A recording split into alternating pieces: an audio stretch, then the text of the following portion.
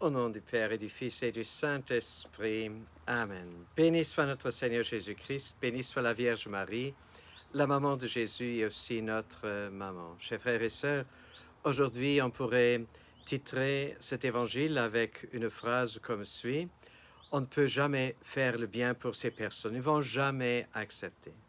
Et il y a de ces situations et ces personnes qui ont du mal à accepter la vérité. Ils vont toujours trouver quelque chose, ils vont toujours trouver quelque chose à critiquer, à se bloquer et à refuser. Peut-être même nous aussi, nous sommes dans l'une ou l'autre situation de ces gens-là. Alors, Jésus, il nous décrit et c'est intéressant comme il le fait. Écoutons-le. À qui donc vais-je comparer les hommes de cette génération? À qui ressemble-t-il? Il ressemble à des gamins assis sur la place qui s'interpellent entre eux.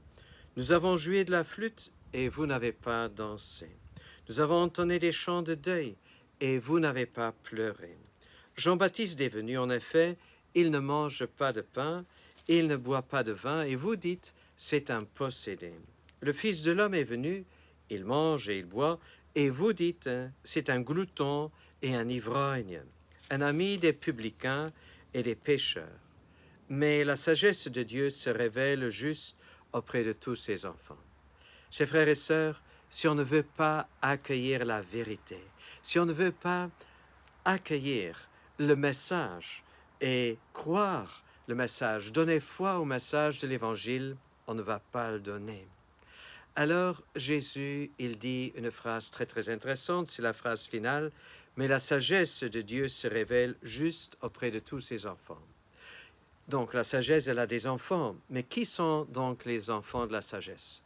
Mais c'est les tout petits, les simples, les humbles, qui disent la parole de Dieu est plus importante que mes propres paroles. La sagesse de Dieu est plus grande que la mienne. Alors, c'est des gens tout simples qui disent moi, je vais essayer. J'ai entendu cette parole, elle peut me gêner un peu, elle peut me perturber un peu, mais si elle me corrige, c'est bon. Si elle me fait avancer, c'est bon. Et si je ne comprends pas, c'est bon encore.